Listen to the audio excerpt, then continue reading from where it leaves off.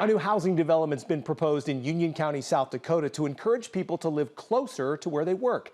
It's called Union Crossing, a new neighborhood proposed on land in North Sioux City along Sioux Point Road between Dakota Dunes and the far edge of North Sioux. The proposal features 136 residential units and 7 lots for commercial development.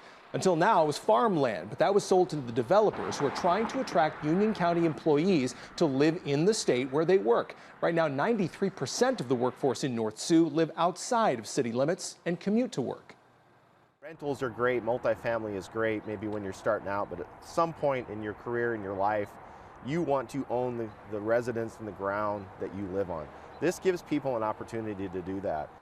Home prices will range from $250,000 to $380,000. This is based on the estimates of the median household income for Union County, near $95,000 as of 2019. That is not available right now in North Sioux City. It's not really available anywhere in the area, but it's definitely not available in North Sioux City, and it's compounded by the fact that everybody's trying, that works here, to live here. We want to try and change that.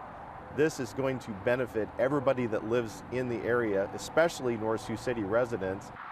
PBR Capital Group is inviting the public to learn more about the opportunities for Union Crossing. They're hosting a town hall. It's Thursday, February 29th. Folks interested in the project can meet at the North Sioux City Community Center at 6:30 p.m. to learn more about the growth for the region.